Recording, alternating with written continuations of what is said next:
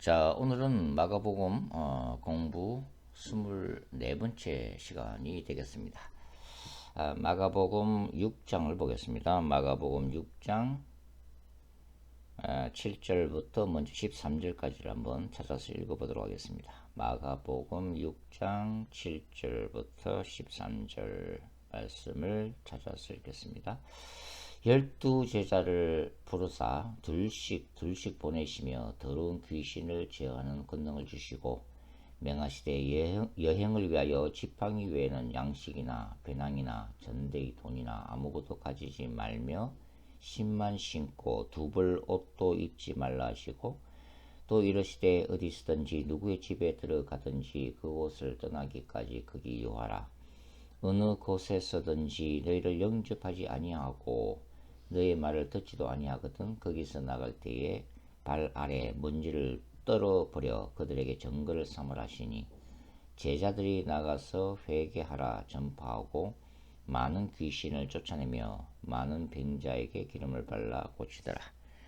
그리고 세례요한의 죽음 건너뛰고 30절과 31절 찾아서 읽겠습니다. 30절과 31절 사도들이 예수께 모여 자기들이 행한 것과 가르친 것을 낱낱이 고하니 이르시되 너희는 따로 한적한 곳에 가서 잠깐 쉬어라 하시니 이는 오고 가는 사람이 많아 음식 먹을 겨를도 없습니다. 자, 오늘 본문도 소위 그러니까 샌드위치 구조로 되어 있다는 것을 알 수가 있죠. 마가가 자주 사용하는 구조가 뭐라고요? 샌드위치 구조입니다. 헬루증 앓는 여인과 그 다음에 해당장 야력달 사건이 진행적인 샌드위치 구조로 이제 되어 있었죠. 오늘 본문도 이제 그런 구조를 이제 보여주고 있습니다. 왜냐면은 이제 마가복음 6장 6절 이제 하반절부터 13절까지는 제자들이 전도 여행을 떠나는 장면이죠. 그리고 30절과 31절이 전도 여행을 떠났던 제자들이 예수님께 돌아와서 이제 그 보고하는 장면이죠. 같은 기사를 다루고 있는데 그 중간에 14절부터 29절까지가 바로 세례 요한의 죽음 기사가 삽입되어 있다는 거죠. 물론 이제 헤롯이 이제 회상하는 세례 요한의 죽음이지만 이 세례 요한 죽음 기사가 이제 중간에 끼어 들어서 기록되어 있는 구조, 샌드위치 이제 구조로 되어 있다고 하는 것입니다. 자, 우리가 이제 그 제자들의 전도 여행의 그 신학적 의미를 잠깐 생각을 한번 해보도록 할 텐데요. 마가복음 6장 6절 하반절이 뭐라고 기록되어 있었어요? 하반절이 이에 모든 촌에 두루 다니시며 가르치시더라. 자, 예수님이 고향 나사렛을 방문했지만 배척을 당하셨죠. 그리고 배척당하신 이후에 그들이 믿지 않음을 이상히 여기셨는데 그 다음에 기록된 게 이에 모든 촌에 두루 다니시며 가르치시더라. 이건 뭘 얘기하는 거죠? 예수님이 때때로 배척을 당하셨음에도 불구하고 예수님이 이 땅에 오신 목적, 그것은 하나님 나라의 복음을 전하는 것이죠. 그래서 모든 동네에 두루 다니시며 가르치셔야 되는 것은 바로 그분의 사명이었다고 하는 것입니다. 하나님의 나라 진리를 설교하고 또 전하고 가르치는 사역은 계속되어야 한다는 것을 강조하고 있는 것입니다. 근데 우리가 지금까지 공부를 했지만은 지금까지는 뭡니까? 이 하나님의 나라 복음은 예수님 혼자만의 주도적인 사역이었다고 할 수가 있죠. 그 하나님 나라의 복음은 뭡니까? 하나님의 나라를 전하고 가르칠 뿐만 아니라 악령들을 쫓아내고 인간의 몸의 질병을 치유하는 사역이 동반되었었죠. 자, 그러나 이제는 제자들도 서서히 이제 사역을 준비해야 할 단계로 접어들고 있다는 것을 이제 알 수가 있습니다. 마가복음 3장에 마가가 3장에 뭘 기록했었어요? 마가복음 3장 한번 잠깐 찾아볼까요? 마가복음 3장 예수님이 제자들을 부르신 이제 목적이 이제 마가복음 3장에 기록이 되어 있는데요. 마가복음 3장 13절부터 15절 한번 보십시오. 마가복음 3장 13절부터 15절까지 다시 한번 읽어볼까요? 또 산에 오르사 자기가 원하는 자들을 부르시니 나온지라 이에 12를 세우셨으니 자 12를 세우신 목적 이는 자기와 함께 있게 하시고 또 보내사 전도도 하며 귀신을 내쫓는 권능도 가지게 하려 하심이로라. 자, 이게 이제 예수님이 12제자를 세우신 부르신 목적이잖아요. 이제는 바로 이 목적을 이제 실행에 옮기는 단계로 전환이 되고 있다는 것을 우리가 이제 알 수가 있죠. 그게 바로 제자들의 전도 여행이죠. 자, 이것이 이제 제자들이 본격적인 사역에 이제 전반부로 이제 진입하는 단계인데, 물론 이제 그럼에도 불구하고 여전히 제자들의 믿음은 연약했기 때문에 이제 우리가 사도행전 2장에 마가의 다락방에서 성령의 충만함을 잊고서야 뭡니까? 하나님의 나라를 세워나가는 소위 사도로서의 본격적인 사역이 이제 시작되고 있는 거죠. 자, 지금까지 이제 예수님 곁에서 예수님이 전하는 하나님의 말씀, 그 복음과 그 다음에 예수님이 악령을 쫓아내고 질병을 치유하는 것을 제3자 입장에서, 구경꾼의 입장에서, 방관자 입장에서 보고 들었던 이제 제자들이 예수님으로부터의 미션을 받아서 권능을 받고 직접 실천해보고 경험해보는 시간이 바로 이 전도 여행이라고 할 수가 있죠. 소위 필드 트립입니다. 필드 트립. 뭐 예수 전도단에서 그 디사이플십 트레이닝 스쿨에서 이론적으로 이제 성경 신학적으로 가르친 다음에 또 한 번씩 직접 전도 여행을 내보내는 그런 방식이라고도 할 수가 있죠. 자, 우리가 샌드위치 구조에서 제자들의 전도 여행 그 기사 가운데에 세례 요한의 죽음 기사가 이제 끼어 있는 이 샌드위치 구조 속에서 우리가 생각해야 될 게 뭐냐면 바로 예수님의 길을 예배했던 그 세례 요한, 그 세례 요한이 죽었다는 사실, 그리고 제자들이 이제 전도 여행을 시작했다는 이 양자의 관계성이죠. 그는 뭘 얘기하는 겁니까?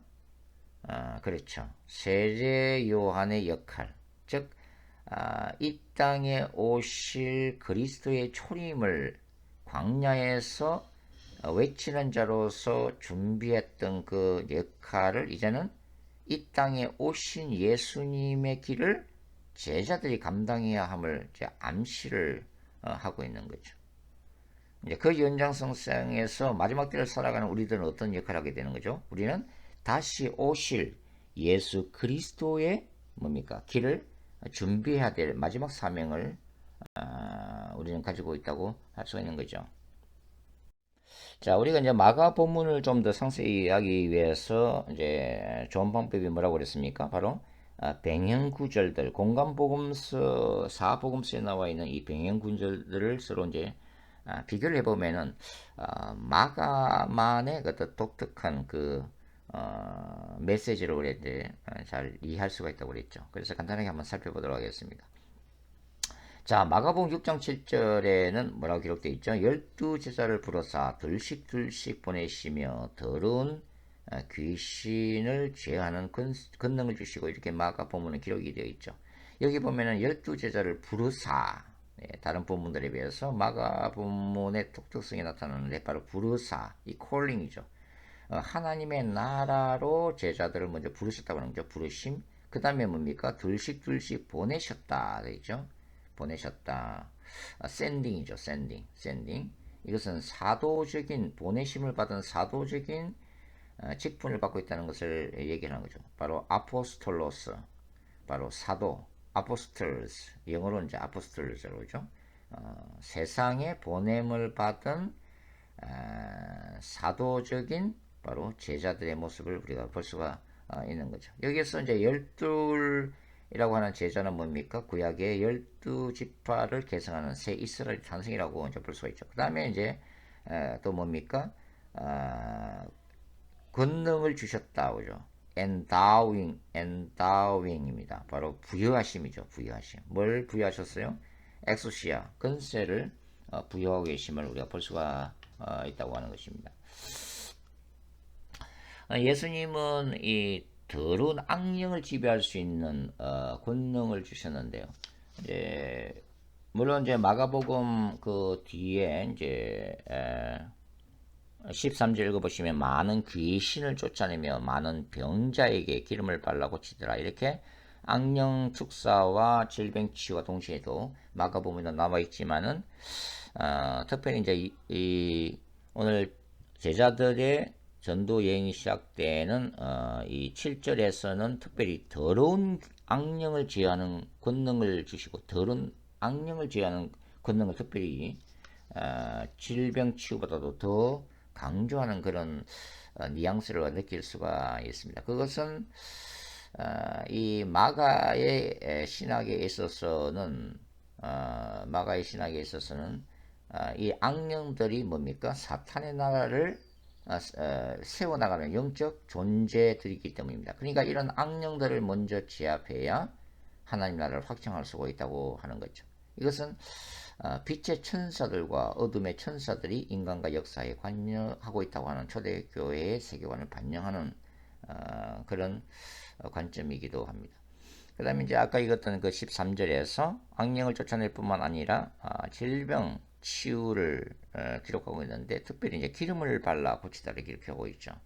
자, 기름을 발라 우리 야고보스 5장도 보면 그런 있잖아요. 너희 중에 병든 자가 있느냐? 그럼 어떡하라고요? 교회의 장로들을 초청하고 뭡니까? 기름을 바르며 위에서 기도할지니라 뭐 이렇게 기록되어 있지 않습니까? 그러니까 초대교회에서 이 감람 기름을 발랐다는 것을 알 수가 있는데 중요한 것은 기름 자체가 아니라 바로 백낙기를 간절히 기도하는 그 기도 자체라고 할 수가 있죠. 그 다음에 누가복음 9장 1절하고 한번 비교를 볼까요? 누가복음 9장 1절 어떻게 기록되어 있어요?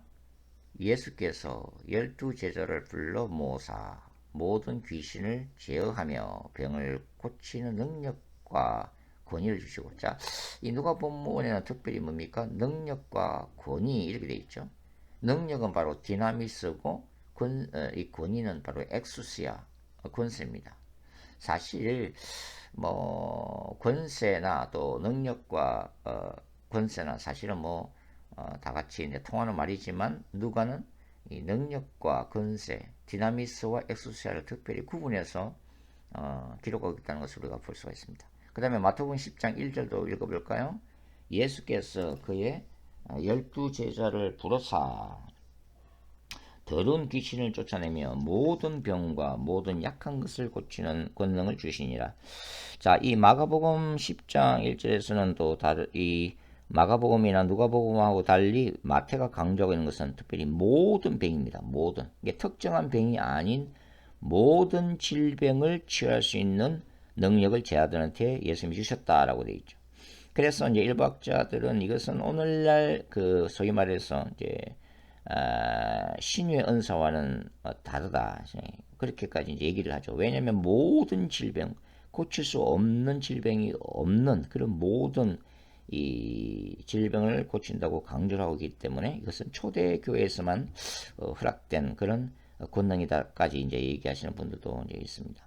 특별히 이제 이 마태복음에서는 10장 8절 보시면 죽은 자까지 제자들이 살릴 것임을 이제 기록을 해놓고 있다고 하는 거죠. 자, 여기 이제 마가 본문과 누가복음 9장이나 마태복음 10장에는 소위 말해서 이제 미션 코드죠. 선교 원칙이 기록되어 있습니다. 그러니까 전도 여행을 위한 하나의 가이드북이라고 이제 할 수가 있죠. 특별히 이 세 개의 본문 중에서 마태복음 10장은 그 제자들의 파송 기사를 기록하고 있는 마태복음 10장 1절부터 15절 포함한 이 10장 전체가 전도 여행 관련 규정으로 가득 차 있다는 것을 볼 수가 있죠. 누가복음에서는 누가복음 9장에는 12제자를 이 전도 여행으로 파송하시고 10장에는 또 70인을 세워서 전도 여행을 보내는 이 두 개의 본문으로 이렇게 기록되어 있는데 마태복음 10장은 바로 이 둘을 한 장에 모아놓은 듯한 그런 느낌이 드는 거죠. 마태복음에는 사실은 이제 이 10장에 나와 있는 전도 여행이 마태복음 28장에 가면 바로 선교적 위임명령으로 확대되지 않습니까? 소위 말해서 그레이트 커미션이죠. 그레이트 커미션. 모든 족속으로 제자를 삼으라고 하는 이 그레이트 커미션이 기록되어 있죠. 이 마태복음에서는 내가 너희에게 분부한 모든 것을 가르쳐서 제자로 삼으라고 되어 있는데 무엇을 가르치며 제자로 삼으라고 말씀하시는 거죠. 그것은 마태복음에서는 바로 마태복음 5장에서 7장에 기록되어 있는 산상수훈입니다. 마태복음의 그 산상수훈을 중심으로 해서 제자 삼으라고 하는 그런 구조로 되어 있다는 것으로 볼 수가 있죠. 자, 오늘 본문에서 예수님이 제자들을 전도여행을 보내실 때에 둘씩 보내셨다는 걸 수가 있는데 이 둘은 정인의 숫자죠. 복수 개념의 전도자들입니다. 그래서 요한계시록에도 두 정인이 나오죠. 두 정인. 모세와 엘리야의 권능으로 사역할 종말론적인 두 선지자, 바로 복수 개념으로 나타나고 있다는 것을 볼 수가 있죠. 자, 우리가 이제 이 마가복음을 우리가 한번 묵상하고 연구할 때에 먼저 재미있는 사실이 하나 있죠. 그것은 뭐냐면 이 마가복음에서는 제자들이 전도여행 다닐 때에 다른 모든 것들은 금지시킨 반면에 하나만 허락하죠. 바로 지팡이만 허락을 하고 있습니다. 지팡이는 글쎄요, 그 용도가 덜심성으로부터도 어떤 강도나 도둑의 위험으로부터 방어할 수 있는 그런 무기인 것 같은데, 하여튼 지팡이만 허락을 하고 있죠. 그러나 누가복음이나 마태복음에서는 지팡이를 포함한 모든 여행에 필요한 것들을 금지시키고 있다는 것을 물론 사소한 차이지만 그 차이점을 읽을 수가 있습니다. 자, 여기서 우리가 소위 이제 페이스 미션의 개념이 등장이 되어지고 있죠. 페이스 미션이란 게 뭡니까? 하나님의 절대적인 공급하심을 믿고 선교 활동에만 전념하는 것이죠. 대표적인 사례는 바로 영국의 그 수천 명의 고아들을 오직 골방에서 무릎 꿇는 그 기도만으로 먹였다고 하는 바로 조지 밀러입니다. 조지 밀러. 조지 밀러는 사람에게 어떤 도움을 요청하지 않았다고 합니다. 오직 골방에서 고아들을 먹이고 고아원을 운영하는 데 드는 일체의 경비, 모든 필요한 것들을 하나님 앞에만 기도함으로써, 하나님께만 말씀드림으로써 바로 하나님이 공급하시는 그 모든 것들로 운영을 했다고 하는 거죠. 페이스 미션이죠. 대단한 믿음이라고 볼 수가 있습니다. 저도 이 조지 밀러의 경험을 잠깐 한 적이 있는데, 그것은 미국에 오고 난 다음에 한 1년 동안 일을 하지 않고 기도원에 매일 올라가서 하나님께서 모든 필요한 것들을 플러에서 공부하는 튜이션이라든지 그다음에 생활비 또 얼마나 필요한 것들이 많겠어요. 그런 것들을 이제 1년 동안 기도하면서 하나님이 놀랍게 공급하심을 저도 체험한 적이 있는데, 그런데 그렇게 오래 이렇게 하지는 못하겠더라고요. 너무나 힘들어요, 이 페이스 미션은. 왜냐면은 외부로부터 얕은 공급되는 그 어떤 물질이나 또 경비가 통장에 들어오고서야 확인이 되잖아요.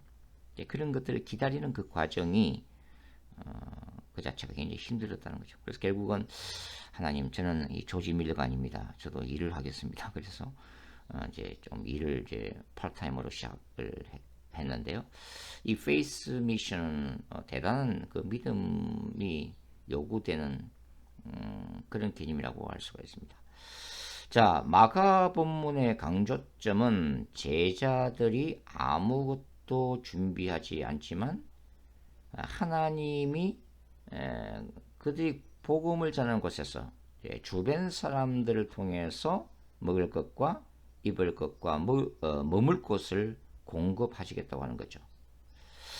그러면은 이 마가복음에서 제자들은 이 전도여행 다니면서 핵심적인 메시지가 뭐였어요? 바로 12절이죠. 12절. 이것은 다른 공간 복음서 기사들과 또 구별되는 마가만의 강조점이죠. 제자들이 나가서 회개하라 라고 전파를 했다고 하는 것입니다. 자, 이거는 우리가 이미 공부를 했지만 마가복음 바로 1장 14절과 15절의 연장선상이죠. 마가복음 1장 14절 15절 다시 한번 제가 읽어드리겠습니다. 요한이 잡힌 후 예수께서 갈릴리에 오셔서 하나님의 복음을 전파하여 이르시되 때가 찼고 하나님의 나라가 가까이 왔으니 회개하고 복음을 믿으라 하시더라고요. 회개와 믿음. 이게 이제 마가복음이 강조하는 종말론적인 하나님의 나라죠.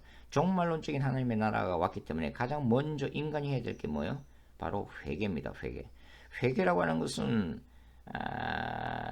그동안 지었던 모든 죄를 뉘우치는 거죠. 그리고 하나님께로 돌이키는 거죠. 좁은 의미에서는 죄에 대한 회개를 의미하는 거고 넓은 의미에서는 뭡니까? 모든 죄악된 세상적인 방식으로부터 돌아서서 하나님이 원하시는 뭡니까? 삶의 방식으로 돌아서는 것 자체를 의미를 하고 있는 거죠.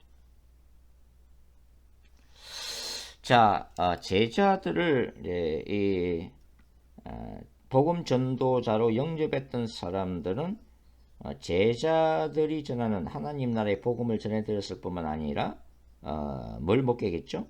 그들이 행하는 기적들을 목격했습니다. 그게 13절이잖아요. 마가복음 6장 13절. 많은 귀신을 쫓아내며 많은 병인에게 기름을 발라 고치더라. 그러니까 이러한 역사를 경험을 사람들이 했다고 하는 거죠. 주변 사람들이. 그것은 가족들을 포함해서 주변 사람들이 악령들로서 고통당하고 있을 때, 질병 때문에 힘들어할 때 바로 제자들에게 임한 권세와 능력을 통해서 치유를 받고 바로 그런 결과로 뭡니까? 제자들이 전하는 하나님 나라 복음을 믿었다고 하는 거죠. 그리고 더 나아가서 그들의 하나님 나라 사역을 그 전도 활동을 선교 사역을 지원했다는 거 아닙니까? 경제적으로나 여러 가지 또 물질적으로.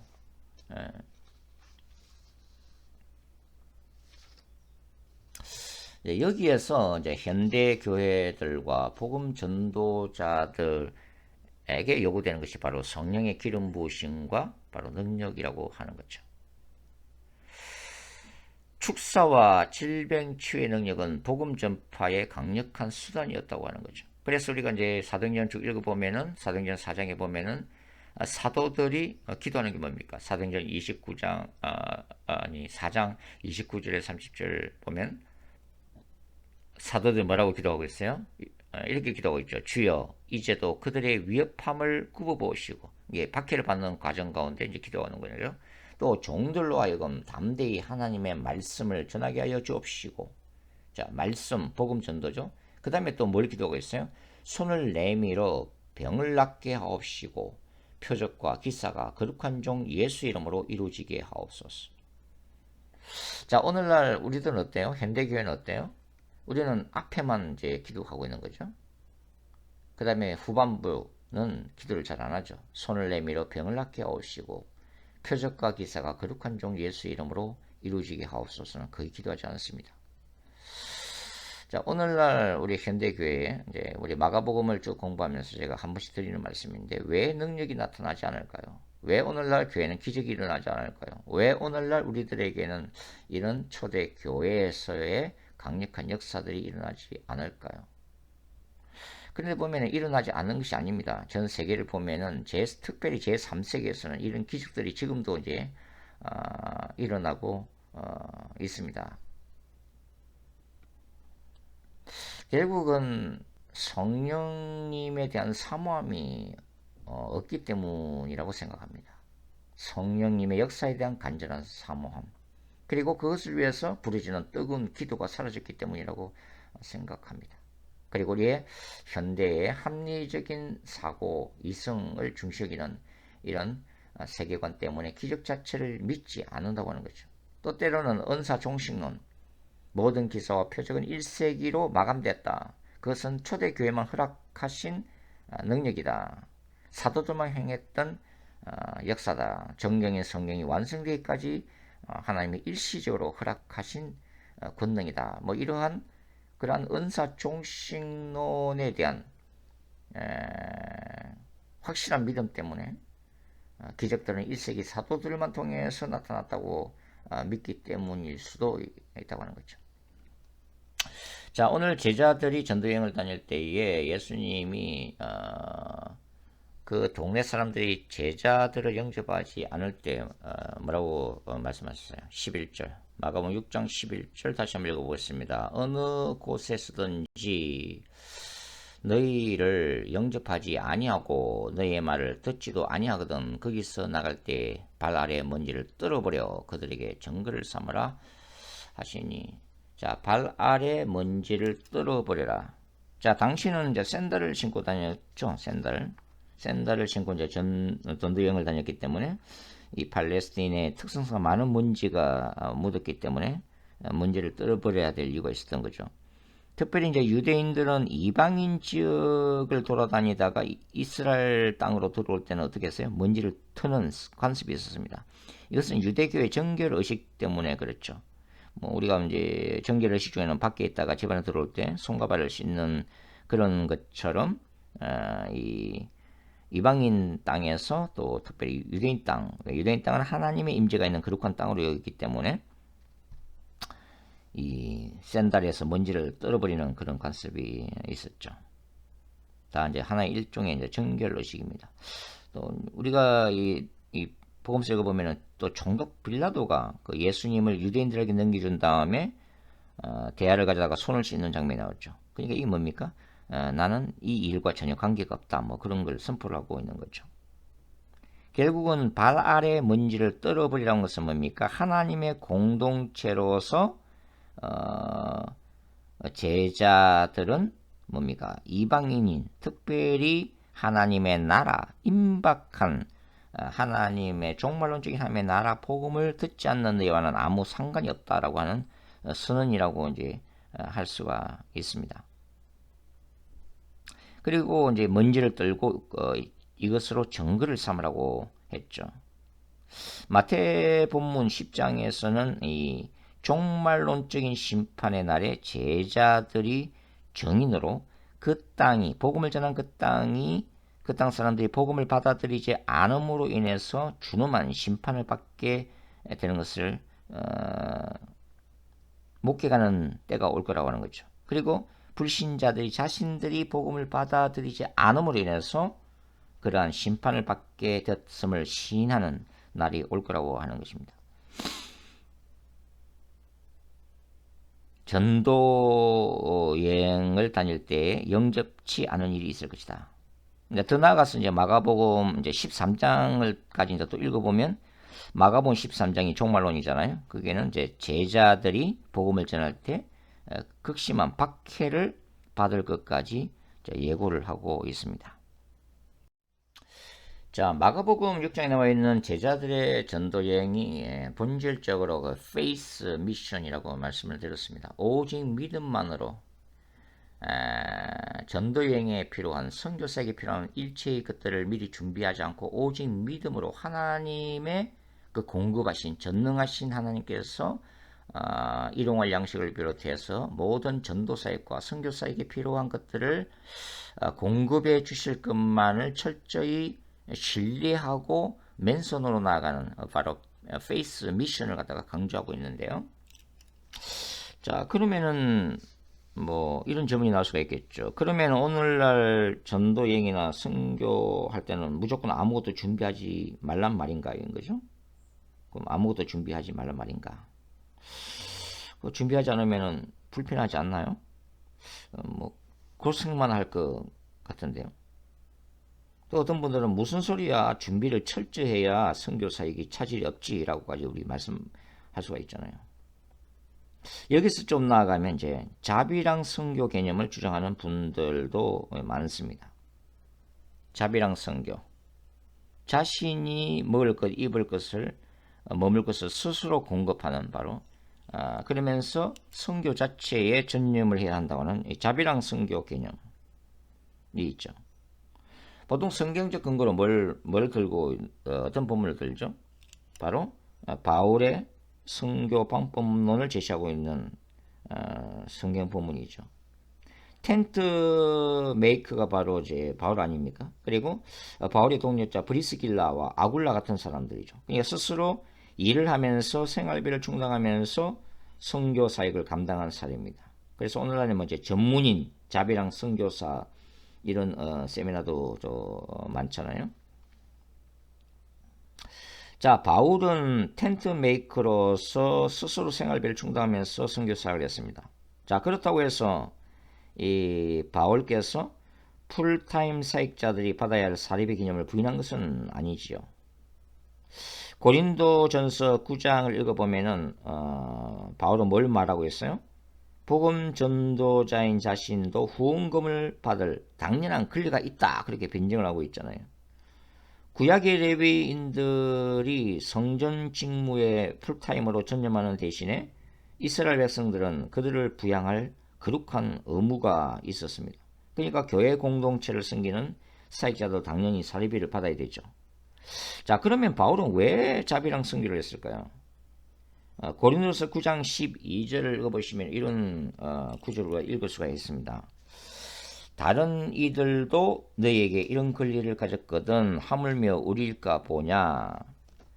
자, 그 다음에 그러나 우리가 이 권리를 쓰지 아니하고 범사에 참는 것은 그리스도의 복음에 아무 장애가 없게 하려 함이로다. 이게 바울 선생님이 생각했던 것은 이러한 사례비, 다른 사람이 교회 공동체나 다른 사람이 주는 이런 지원금, 사례비에만 의존하는 것이 예수님의 복음을 전하는데 어떤 장애가 있었다고 지금 말하고 있는 거잖아요. 그것이 구체적으로 뭘 의미하는가는 좀 정확히 얘기하는 것은 힘들지만 아마도 이제 그런 것 같아요. 그러니까 복음 전도자나 선교사가 후원금이나 선교비에만 의존할 때 만약 그것이 끊어지는 경우에는 사역에 지장을 초래한다는 의미로 생각이 되어지고 있습니다. 자, 또 다른 이유를 이제 바울께서는 말씀하고 있는데 18절인데요. 9장 18절. 자, 뭐라고 되어 있나요? 그런즉 내 상이 무엇이냐? 내가 복음을 전할 때 값없이 전하고 복음으로 말미암아 내게 있는 권리를 다 쓰지 아니하는 이것이로다. 그러니까 바울께서 생각했던 것은 뭡니까? 스스로 땀 흘리면서 수고하고 자비랑 선교한 것에 대한 하늘의 상을 기대하고 있다는 것을 우리가 이제 알 수가 있습니다. 자, 그러면은 우리가 이제 페이스 미션이 성경적이에요? 아니면은 자비랑 선교가 더 성경적이에요? 둘 다 성경적이라고 생각합니다. 왜냐하면 각자가 처한 상황이 다 틀리잖아요. 교회 공동체의 상황이 다 틀리다고 하는 거죠. 그리고 선교 상황이 다 다를 수가 있다는 거죠. 결국은 때로는 우리가 오직 믿음과 오직 기도만으로 하나님의 공급하심을 바라보고 의지할 수밖에 없는 상황도 있을 것이고, 또 어떤 경우는 이런 물질이나 후원금을 받을 수 있는 상황에서는 그것을 받아서 적절하게 사용하는 것도 좋다고 생각이 듭니다. 그렇잖아요? 예를 들어서 뭐 교회 이제 사역하는 목사님들이 교회가 이렇게 생활비를, 사례비를 공급할 수 없는 경우에는 목사님도 뭐 일을 하셔야죠. 그죠? 파트타임이나 이제 풀타임 일을 하시면서 생활비를 충당하면서 목회 사역을 감당해야만 하는 경우도 있습니다. 뭐 쉬운 일은 아니지만 물론 목사님들이 풀타임으로 일할 경우에 단점은 뭡니까? 말씀과 기도에 전무하는 시간을 뺏기는 거죠. 그만큼 영적인 어떤 사역들을 말씀을 제대로 이렇게 공급하기가 힘들게 되는 거죠. 그래서 할 수만 있다면 또 어떤 의미에서는 목회자가 말씀과 기도에 뭡니까? 전념할 수 있도록 교회가 생활비를 충당하는 것이 바람직하다고 하는 거죠. 그렇게 되지 못할 경우는 뭐 어쩔 수 없는 상황이 되기도 합니다. 여하튼 결론적으로는 이 페이스 미션이나 자비랑 선교는 둘 다 성경적이고 또 둘 다 이 땅에 예수님이 오실 때까지는 존재해야 될 당위성, 신학적인 성경적인 근거가 있다고 하는 것입니다. 그러나 우리가 풀타임 사역을 즉 자비랑 선교를 한다 할지라도 그것이 하나님을 의지하지 않는 것은 아니죠. 왜냐하면 풀타임으로 일을 해서 스스로 생활비를 충당하면서 전도활동, 선교활동을 할 수 있다는 자체가 바로 은혜 아니겠습니까? 하나님이 일할 수 있는 직장 자체를 주신 것도 은혜고 뭡니까? 하나님이 일할 수 있는 건강을 허락해 주시는 것도 바로 하나님의 은혜죠. 결국은 하나님의 은혜, 하나님의 공급하심을 우리가 페이스 미션이든 자비랑 선교든 의지한다는 그 본질적인 면에서는 변화가 없어요. 결국은 선교라고 하는 것은 뭡니까? 미션대로 하나님이 하시는 것이기 때문에 그렇습니다. 우리 인간은 하나님이 하시는 그 선교, 하나님의 나라 확장, 복음 증거의 도구로 우리는 쓰임받을 뿐이죠. 하나님이 우리를 부르시고 하나님이 우리에게 능력을 주시고 우리에게 사명을 주시고 감당할 수 있는 모든 여건을 주시기 때문에 그렇습니다. 자, 오늘 공부는 여기까지 하겠습니다. 또 다음 시간에 만나서 함께 마가복음 공부 계속 진행하도록 하겠습니다. 수고하셨습니다.